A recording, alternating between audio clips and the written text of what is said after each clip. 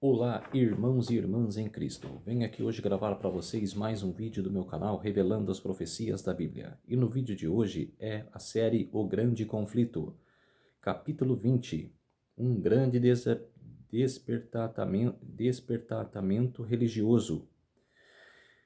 Um grande despertar que era religioso. Vamos ver o que Ellen G. White contou nessa história, o que ela relatou.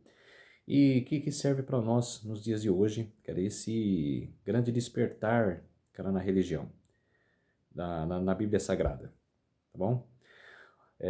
Antes de eu falar sobre esse tema, eu preciso da ajuda de vocês para se inscreverem no meu canal Revelando as Profecias da Bíblia. Deixe seu like, ative os sininhos de notificação para receberem o meu vídeo e compartilhe com o maior número de pessoas que vocês puderem o conteúdo do meu canal. Preciso da ajuda de vocês. Para que o YouTube possa me aceitar, que ela possa estar divulgando meus vídeos e possa cada vez mais vocês assistindo e aprendendo um pouco mais sobre a palavra de Deus, tá ok? Vamos orar para fortalecer cada vez mais a nossa fé. Querido Deus e Pai, muito obrigado por este dia de sábado que começou ontem ao pôr do sol e que termina hoje ao pôr do sol. 24 horas de adoração e louvor, meu Deus. Muito obrigado por este momento, mais uma pregação aqui no meu canal. Fique comigo, meu Deus. Fique comigo nesses minutos e segundos que eu estarei junto contigo, meu Deus. Faça-me de mim o seu servo, para que eu possa transmitir a tua palavra para todas as pessoas desse mundo. Tudo isso agradeço e peço em nome do meu Salvador Jesus Cristo. Amém. Então, povo de Deus, vamos lá. Um grande despertamento religioso. O grande despertamento religioso sobre a proclamação do iminente volta de Cristo está predito na profecia da primeira mensagem angélica de Apocalipse 14. Um anjo é visto voando pelo meio do céu e tinha o evangelho eterno para proclamar os que habitam sobre a terra e toda a nação, tribo, língua e povo. Com grande voz ele proclama a mensagem: Temei a Deus e dai-lhe glória, porque a vinda é a hora do seu juízo. Adorai a Deus. Somente a Ele. E adorai aquele que fez o céu e a terra, o mar e as fontes das águas. Isso está em Apocalipse capítulo 14, versos 6 e 7. É significativo o fato de se afirmar que o anjo é arauto desta advertência, pela pureza, glória e poder do mensageiro celestial. A sabedoria divina houve por bem representar o exaltado caráter da obra a ser executada pela mensagem, e o poder e a glória que deveriam assisti-la. E o voo do anjo pelo meio do céu, a grande voz com qual a advertência é pronunciada e a sua promulgação a todos os que habitam sobre a terra, e toda nação, e tribo, e língua, e povo demonstram a rapidez e extensão mundial do movimento. A própria mensagem derrama luz sobre o tempo em que esse movimento deve ter lugar.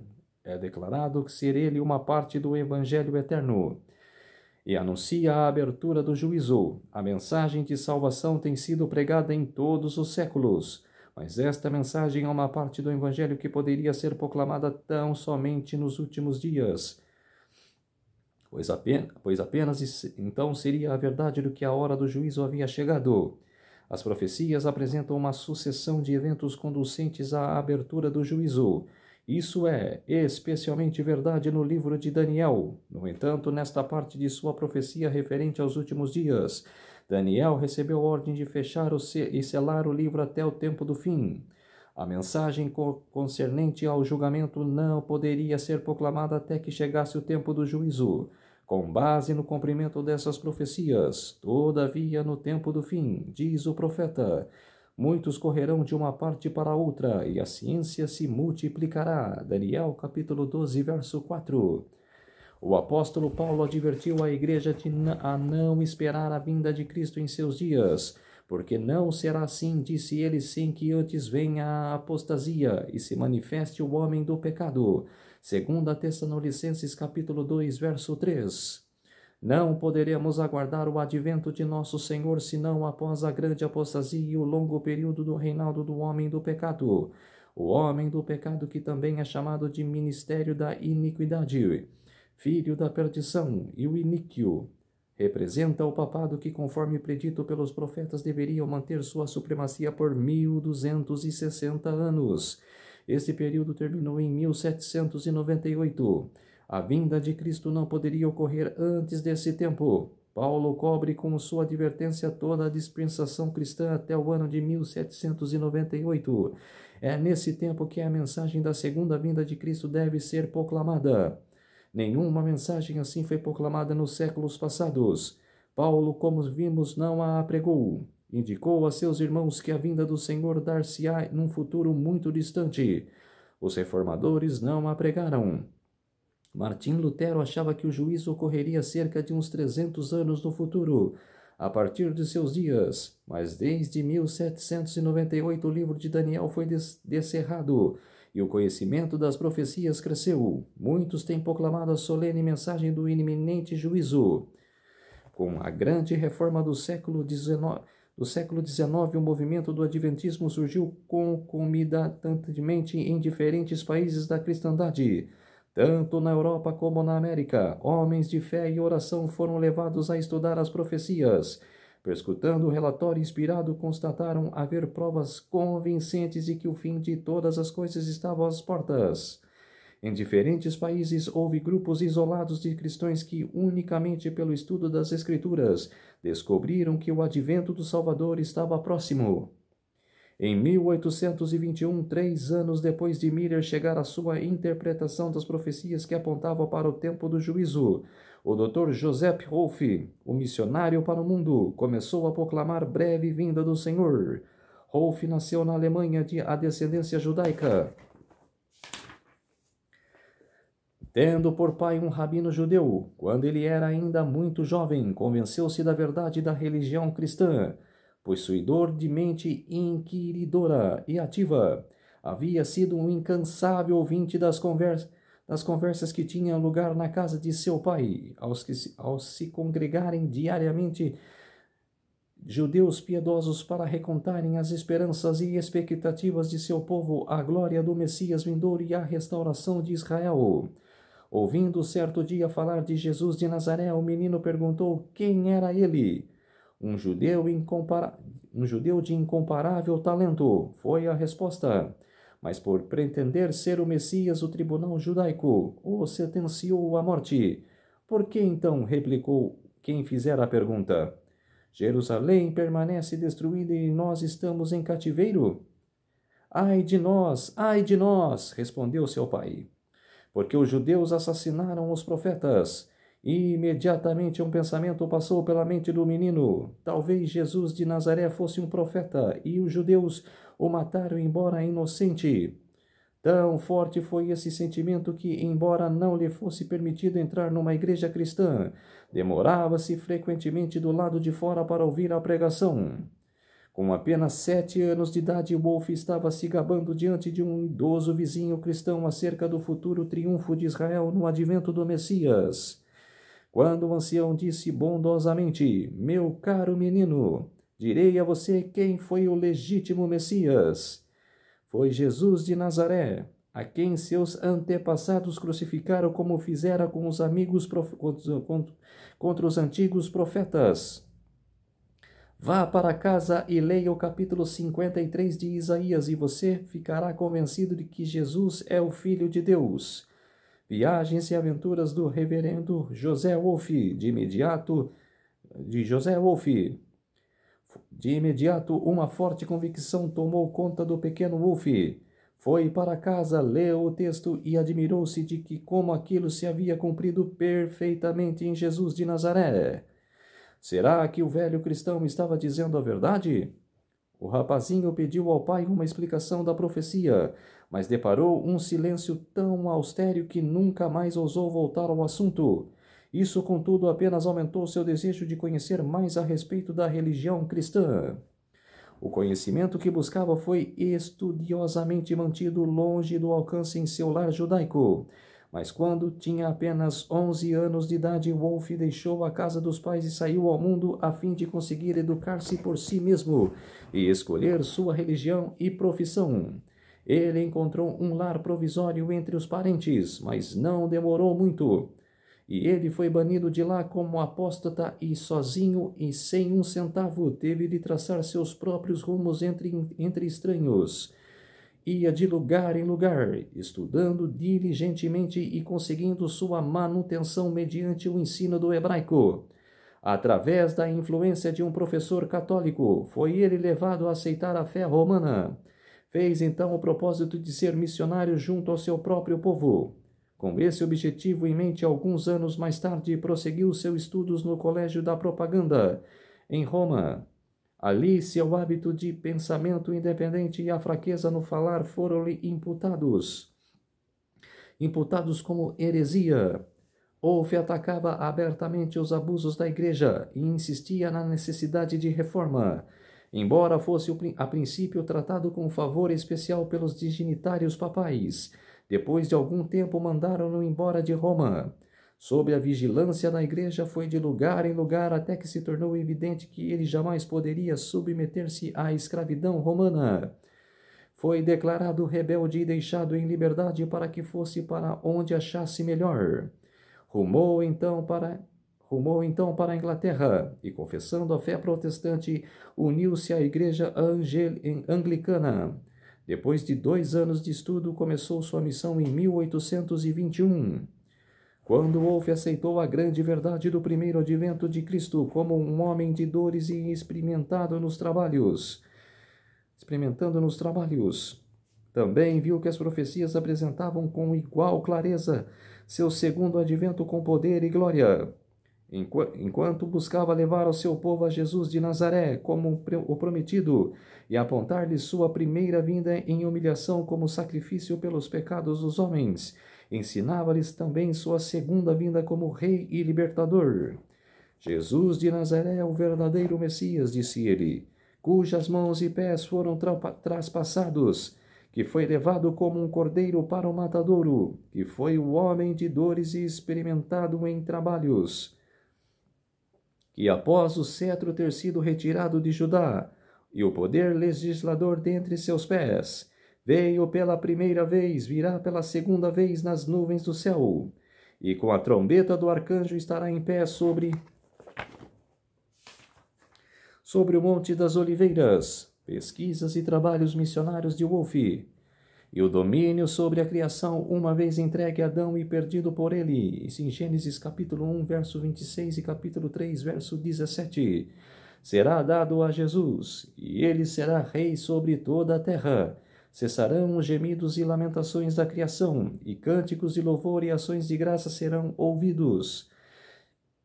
Quando Jesus vier na glória de seu Pai com os santos anjos, os crentes mortos ressuscitarão primeiro.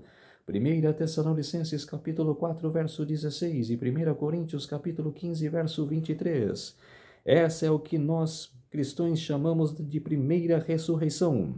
Então o reino animal mudará sua natureza. Isaías capítulo 11, versos 6 a 9. E submeter-se a Jesus. Salmos capítulo 8. Prevalecerá a paz universal. O Senhor novamente olhará para a terra e dirá: eis que tudo é muito bom. Diário do reverendo José Wolff. Wolff cria que a vinda do Senhor estava próximo e sua interpretação dos períodos proféticos colocava a grande consumação com poucos anos de diferença do tempo apontado por Miller. Aos que insistiam no versículo daquele dia e hora ninguém sabe, afirmou que os homens não deviam querer conhecer nada com relação à proximidade do advento. Wolff contestava: nosso Senhor disse que o dia e a hora nunca deveriam ser conhecidos. Não nos deu ele sinais dos tempos a fim de que possamos conhecer pelo menos a aproximação de sua vinda, como alguém conhece o prenúncio do verão pelas folhas da figueira. Mateus capítulo 24, verso 32. Não deveremos jamais conhecer esse período, apesar de ele mesmo nos ter exortado a não somente ler Daniel, o profeta, mas também a compreendê-lo. E no próprio livro de Daniel, onde é dito que as palavras estariam fechadas até o fim do tempo, como era o caso em seu tempo, está declarado que muitos correrão de uma parte para a outra, expressão hebraica cujo significado é observar e pensar a respeito do tempo. E a ciência em relação ao tempo se multiplicará. Daniel 12, 4. Além disso, nosso Senhor não pretende dizer que a proximidade do tempo não seria conhecida, mas que o dia e a hora exatos não estariam ao alcance do conhecimento dos homens. Ele disse que seria conhecido o suficiente pelos sinais dos tempos, com o propósito de nos induzir ao preparo para a sua vinda, assim como Noé preparou a arca. Pesquisas e trabalhos missionários de Wolfe.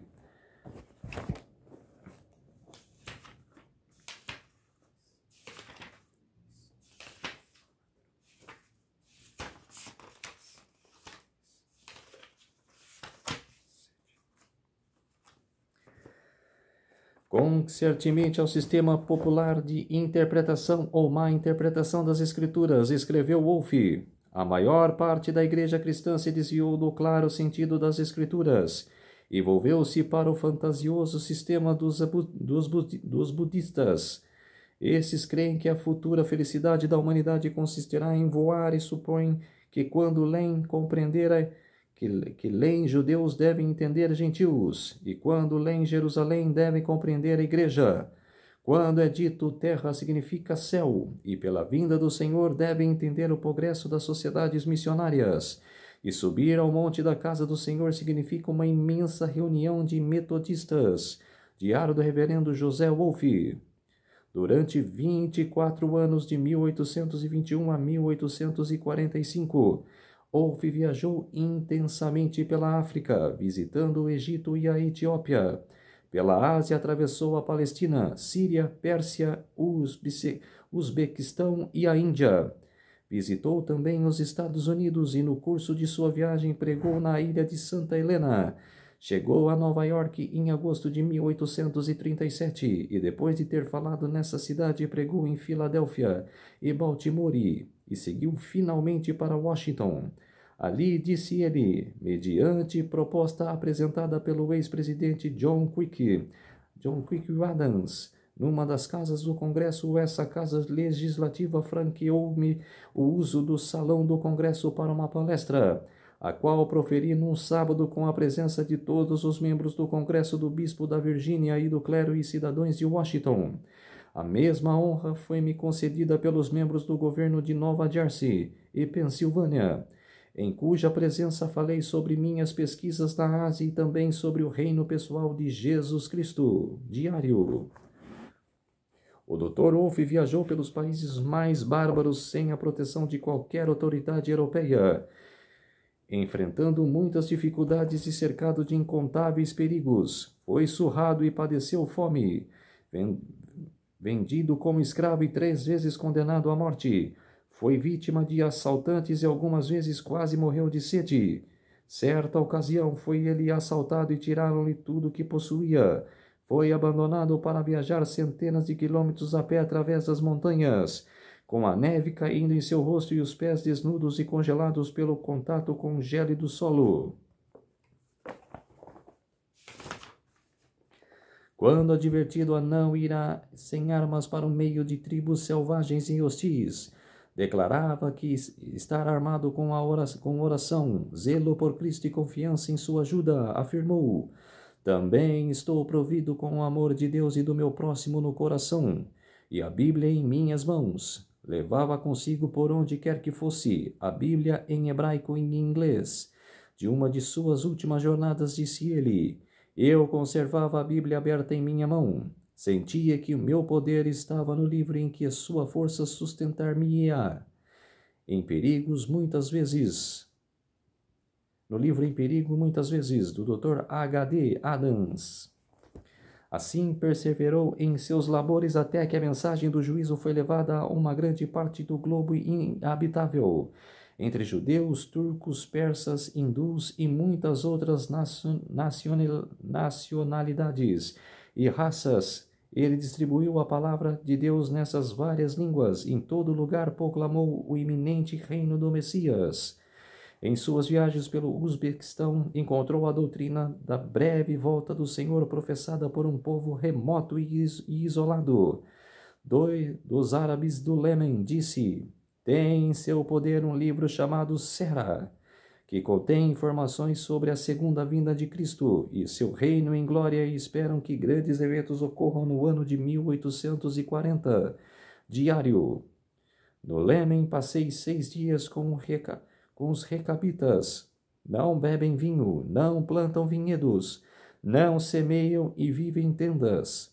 Lembra-se das palavras de Jonadab, filho de Recabe. Entre eles estavam os filhos de Israel da tribo de Dan, que esperam juntamente com os filhos de Recabe a breve vinda do Messias às nuvens do céu. Idem. Uma crença semelhante foi encontrada por outro missionário na Tartária. Um sacerdote tártaro perguntou ao missionário quando Cristo viria pela segunda vez.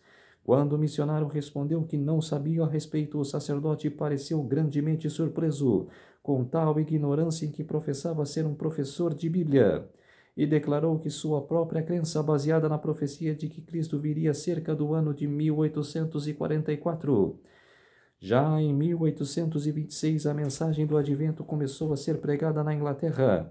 O movimento ali não tomou forma definida como na América.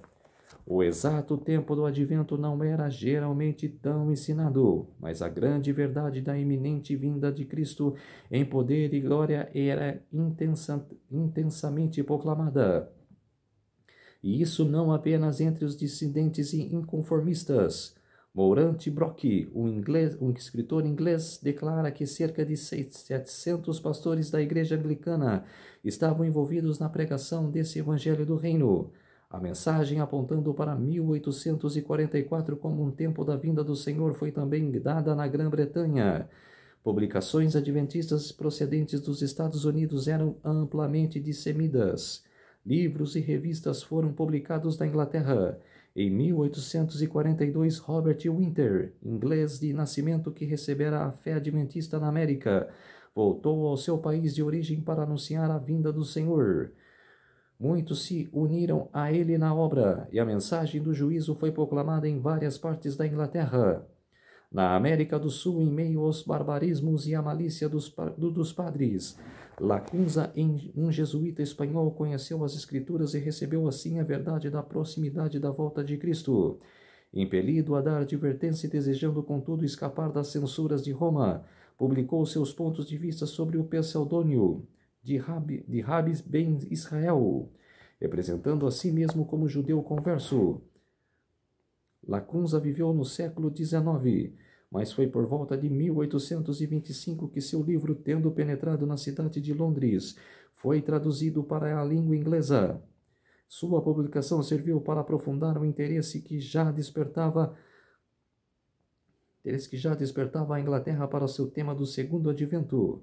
No século XIX, Bengel, pastor luterano, celebrando erudito e crítico bíblico, ensinou a doutrina na Alemanha. Depois de concluir sua educação, Bengel se havia dedicado ao estudo de teologia, a qual o caráter grave e religioso de seu espírito, aprofundado e fortalecido por sua educação e disciplina, naturalmente o inclinava, como outros jovens de caráter contemplativo que vieram antes e depois dele.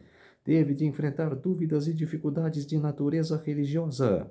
Ele faz menção com muita emoção às muitas setas que trespassaram seu pobre coração e tornaram o tempo de suas juventude muito difícil de suportar. Enciclopédia Britânica, Art Bengel. Ao ser expulsado como membro de conservatório de Wittenberg, defendeu a causa da liberdade religiosa, insistindo que toda liberdade razoável fosse concebida àqueles que se sentiam impelidos por força de consciência a retirar-se da igreja estabelecida. Enciclopédia Britânica. Os bons efeitos dessa política ainda são sentidos em sua província natal. Foi quando preparava um sermão sobre Apocalipse 21 para o domingo do Advento que a luz da segunda vinda de Cristo despontou na mente de Bengel. As profecias do Apocalipse desvendaram-se ao seu entendimento como nunca dantes.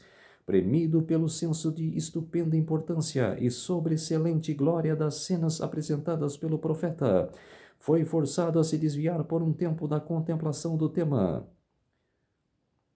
No púlpito, esse assunto apresentou-se-lhe novamente com todo o seu poder e vivacidade. Desde então, ele se dedicou ao estudo das profecias, especialmente as de Apocalipse, e logo concluiu e creu que elas apontavam para a proximidade da vinda de Cristo.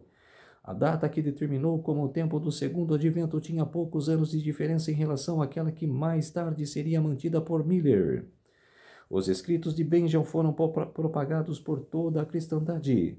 Seus pontos de vista sobre a profecia foram, de modo geral, bem recebidos em Wittenberg, seu estado natal, e até certo ponto em outras partes da Alemanha.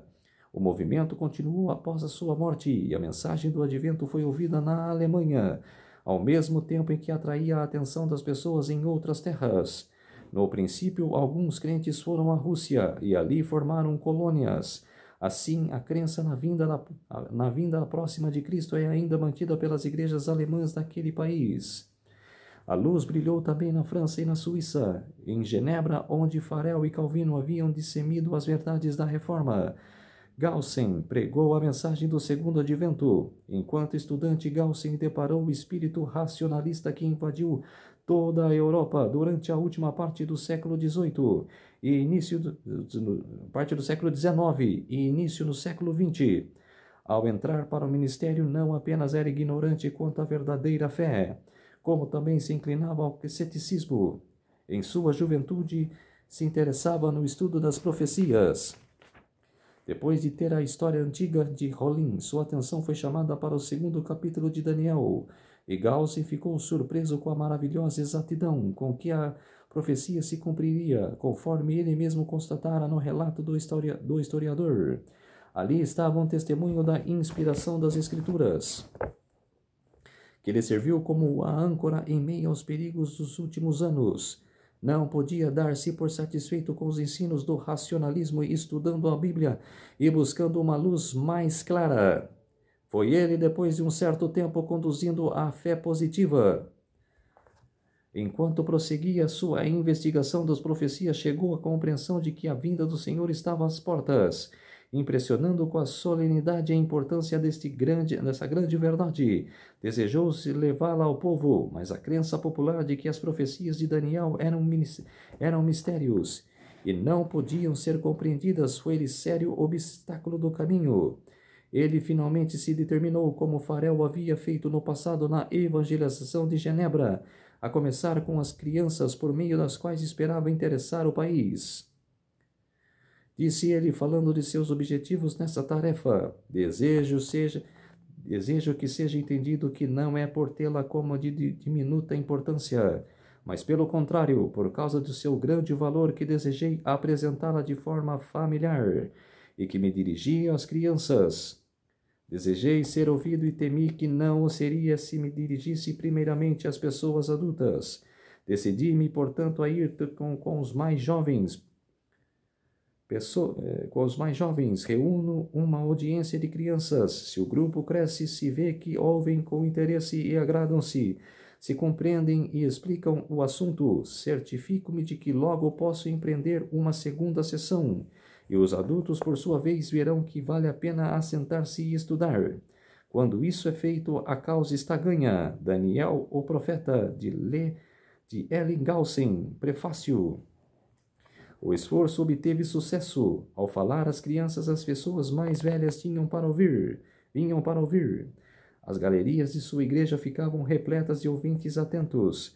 Entre esses havia homens de elevado estado social e saber. Também se achavam desconhecidos e estrangeiros que visitavam Genebra. Assim, a mensagem foi levada para as outras partes.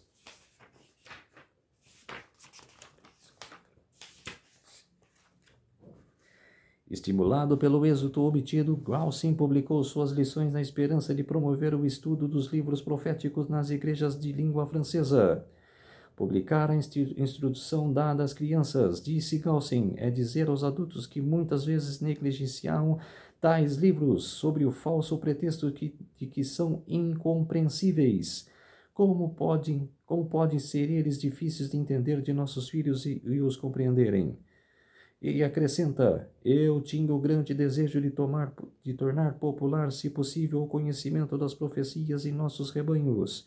Não existe estudo algum, realmente, que me pareça atender melhor às necessidades do tempo.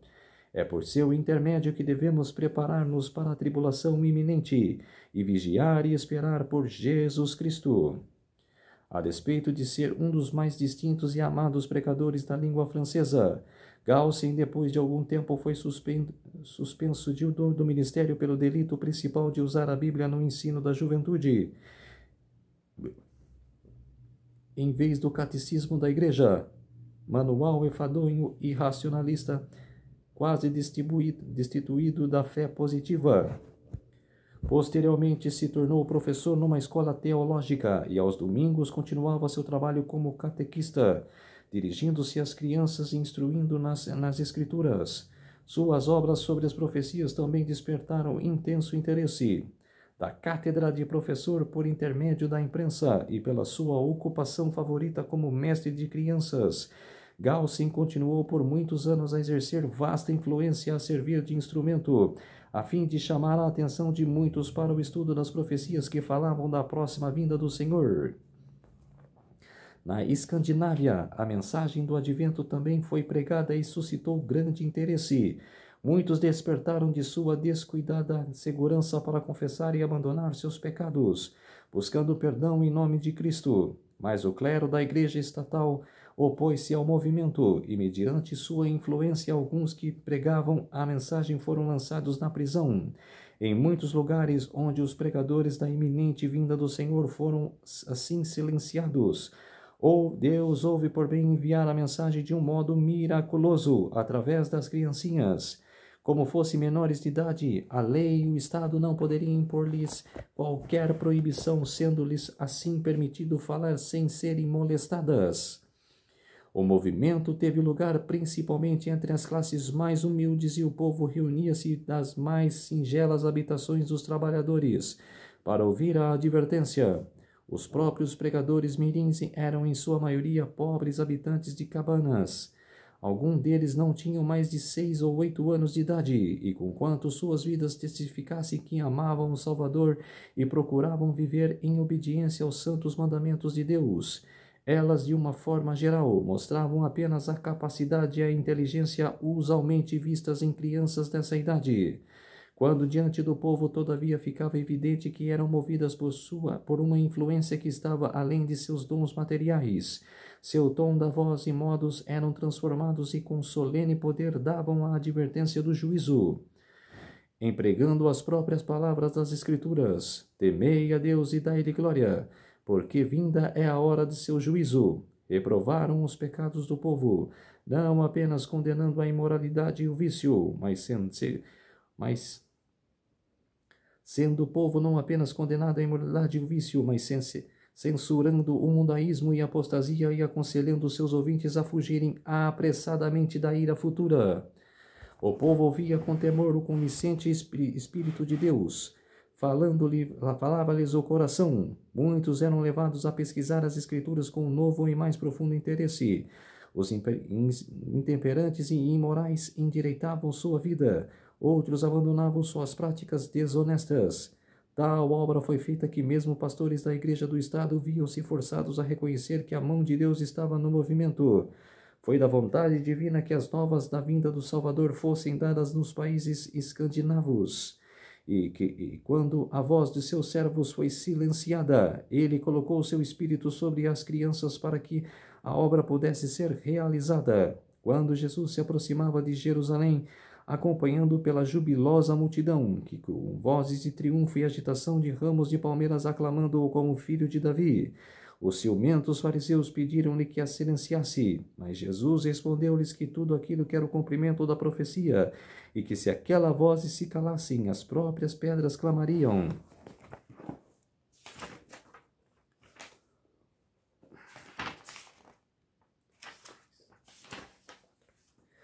Povo intimado pelas ameaças dos sacerdotes e príncipes, cessou sua alegre proclamação ao entrarem pelas portas de Jerusalém. Mas em seguida as crianças nos pátios do templo, agitando ramos de palmeira, entoaram um coro chamando: Hosana ao filho de Davi. Mateus capítulo 21, versos 8 a 16. Quando os fariseus, profundamente descontentes, disseram-lhe: ouves os que estes dizem? Jesus respondeu-lhes: sim, nunca lestes? Pela boca dos meninos e das criancinhas de peito tirastes o perfeito louvor? Como Deus operou por meio das crianças no tempo do primeiro advento de Cristo, assim também atuou por meio delas ao transmitir a mensagem de seu segundo advento. A palavra de Deus deve ser cumprida para que a proclamação da vinda do Salvador seja dada a todos os povos, línguas e nações. A Guilherme Miller, aos seus colaboradores, foi dada a missão de pregar essa advertência na América. Esse país tornou-se o centro do grande movimento do Advento. Foi lá que a profecia da mensagem do primeiro anjo teve seu cumprimento mais direto. Os escritos de Miller e seus companheiros foram levados a terras distantes, para que todo o mundo, onde quer que os missionários penetrassem, eram enviadas as alegres novas da breve volta de Cristo. Por toda a parte foi espalhada a mensagem do Evangelho eterno. Temei a Deus e dai-lhe glória, porque vinda é a hora de seu juízo. O testemunho das profecias que pareciam apontar para a vinda de Cristo na primavera de 1844 tomou posse profunda do espírito do povo. Como a mensagem fosse um estado para outro, houve grande interesse em todos os lugares. Muitos estavam convencidos que os argumentos extraídos pelos períodos proféticos estavam corretos e, sacrificando o orgulho das opiniões próprias, recebiam alegremente a verdade. Alguns pastores puseram de lado suas ideias e sentimentos sectários e renunciando aos seus salários e igrejas, uniram-se em proclamar a vinda de Jesus. Entretanto, houve comparativamente poucos pastores que aceitaram esta mensagem. Assim, ela foi passada às mãos em grande parte dos leigos humildes. Lavradores deixavam os campos, mecânicos suas ferramentas, comerciantes as suas mercadorias, profissionais as suas posições. A despeito de tudo isso, o número de ombreiros era pequeno em comparação com a obra a ser realizada. A condição de uma igreja ímpia de um mundo jazendo na perversidade era um pesado fardo para as almas dos verdadeiros atalias. E eles voluntariamente suportaram fadiga, privações e sofrimento para que pudessem chamar aos homens ao arrependimento para a salvação. Embora combatida por Satanás, a obra prosseguia firmemente e a verdade do advento era aceita por muitos milhares. Por toda a parte era ouvido o penetrante testemunho advertindo os pecadores, tanto mundanos quanto membros da igreja, a fugirem da ira vindoura. Como João Batista, o precursor de Cristo, os pregadores punham o machado à raiz da árvore e insistiam com todos para que produzissem frutos dignos de arrependimento. Seus comoventes apelos estavam em marcante contraste com as garantias de paz e segurança que haviam ouvido dos púlpitos populares. O testemunho simples e direto das Escrituras, alcançando a alma pelo poder do Espírito Santo, trazia consigo um peso de convicção diante do qual poucos podiam resistir inteiramente.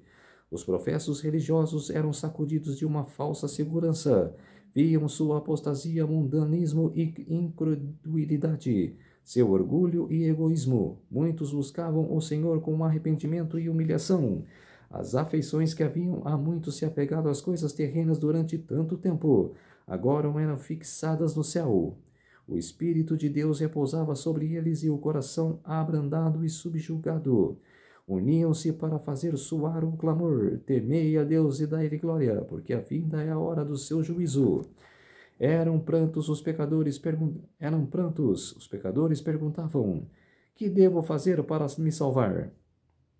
Aqueles cuja vida tinha sido marcado pela desonestidade estavam ansiosos para fazer restituição. Todos os que encontravam paz em Cristo desejavam que outros também participassem dessa bênção. O coração dos pais se convertia aos filhos e dos filhos aos pais. As barreiras do orgulho e reserva eram derribadas. Faziam-se confissões sinceras. Os membros da família trabalhavam pela salvação daqueles que lhe eram mais próximos e caros. Frequentemente ouvia-se a voz da ardente intercessão em todos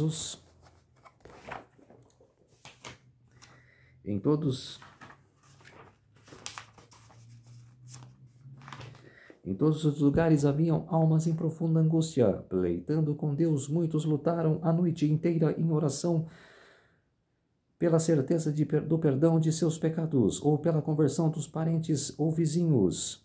Todas as classes concentravam-se nas reuniões adventistas, Ricos e pobres, grandes e humildes, achavam-se por várias razões ansiosos de ouvir por si mesmo a doutrina do segundo advento. O Senhor mantinha um espírito de oposição sob controle, enquanto seus servos explanavam as razões de sua fé. Algumas vezes o instrumento era fraco, mas o Espírito de Deus dava poder à sua verdade. A presença dos santos anjos era sentida nessas assembleias, e muitos se ajuntavam diariamente aos crentes. À medida que as evidências da breve vinda de Cristo eram repetidas, as vastas multidões ouviam em completo silêncio as solenes palavras. O céu e a terra pareciam aproximar-se um do outro. O poder de Deus era sentido tanto em velhos quanto em jovens, e nos de meia-idade. Os homens iam para as suas residências com louvores nos lábios, e o alegre som repercutiu no silêncio do ar outono.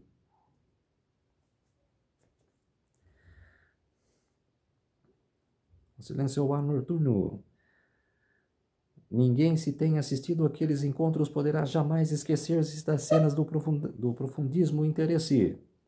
A proclamação de um tempo definido para a vinda de Cristo despertou grande oposição de muitas pessoas dentre todas as classes, desde o pastor no púlpito até o mais ousado pecador.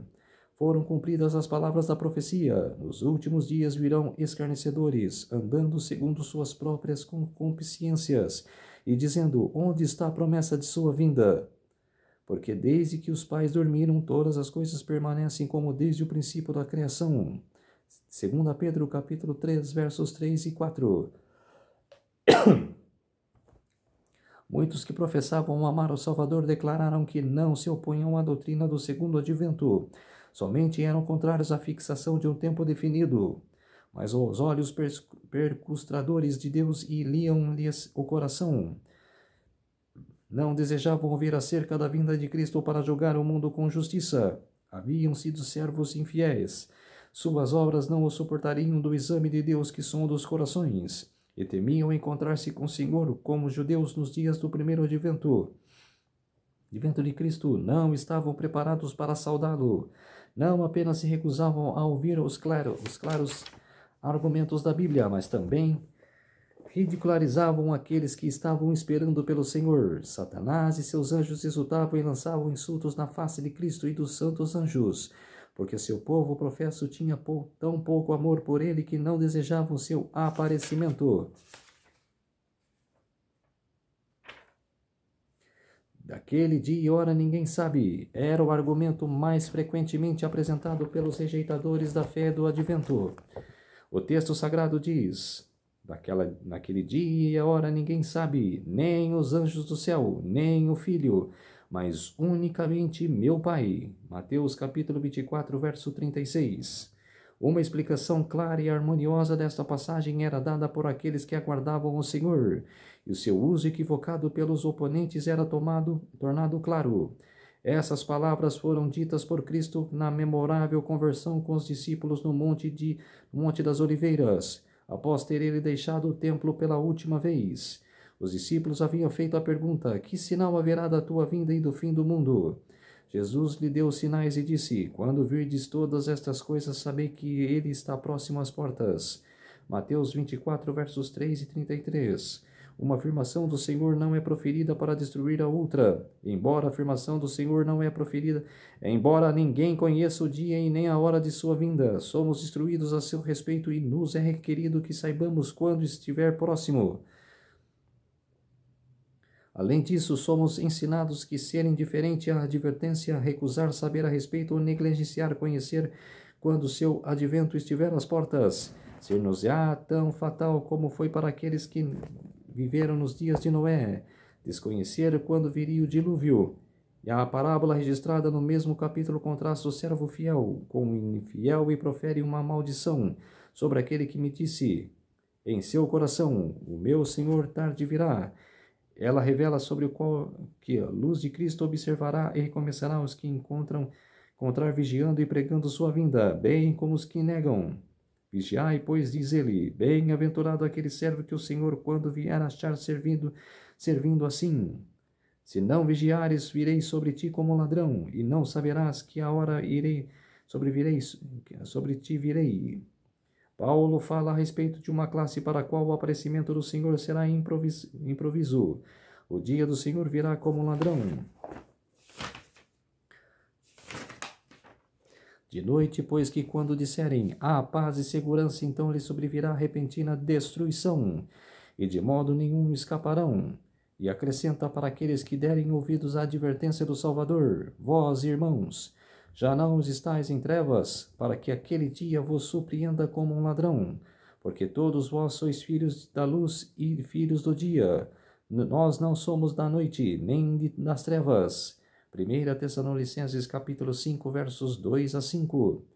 Ficou assim demonstrado que a Escritura não oferece garantia aos homens que permanecem em ignorância relativamente à impendência da vinda de Cristo, mas aqueles que desejavam apenas uma desculpa para rejeitarem a verdade fechavam os ouvidos a essa explicação, e as palavras daquele dia e hora ninguém sabe continuaram a ser repetidas pelos audazes escarnecedores e mesmo pelos professos ministros de Cristo.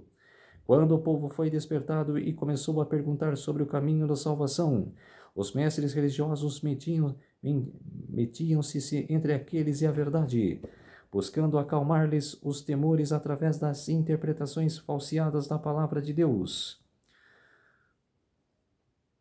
Os atalaias infiéis uniram-se à obra do grande enganador, chamando paz, paz, quando Deus não havia falado de paz.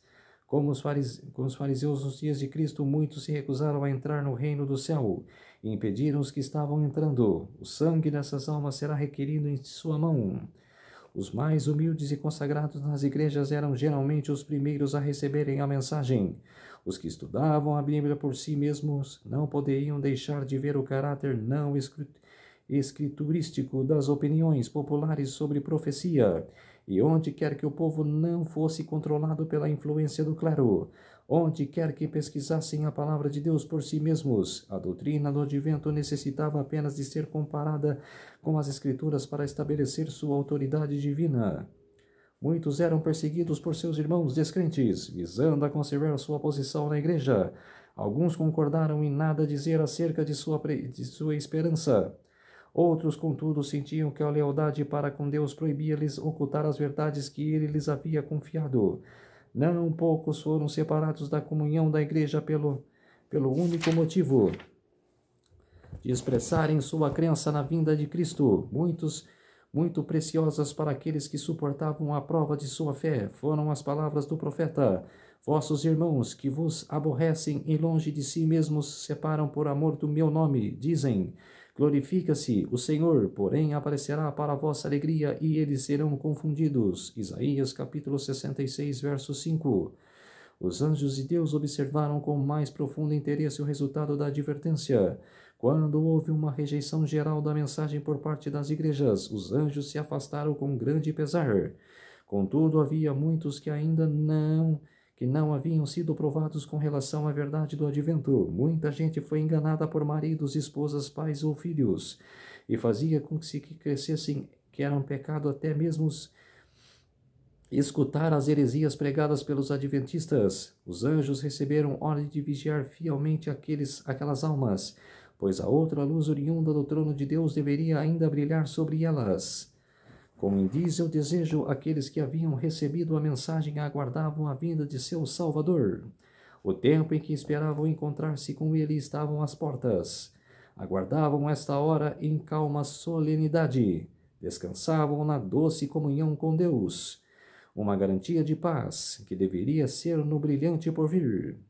Ninguém que tenha vivenciado essa esperança e confiança poderá esquecer-se daquelas preciosas horas de expectativa. Algumas semanas antes do tempo aprazado, as ocupações seculares foram em sua maior parte postas de lado.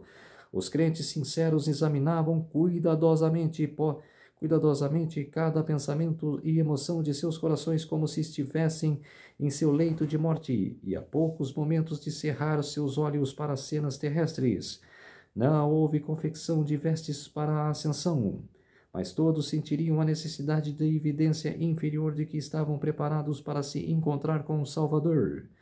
Suas vestes brancas eram pureza de alma, caracteres purificados do pecado pelo sangue expiatório de Cristo.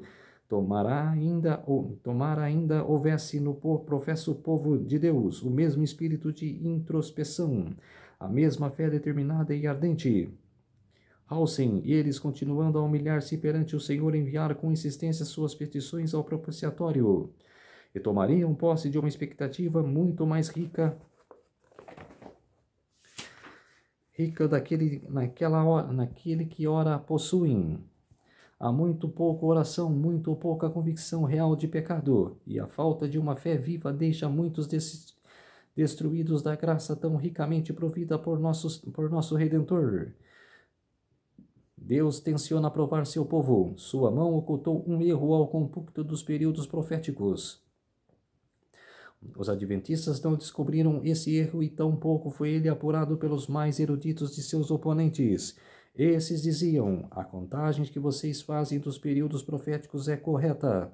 Algum grande acontecimento está prestes a ter lugar, mas não é o que o Sr. Miller prediz, e sim a conversão do mundo, e não o segundo advento de Cristo.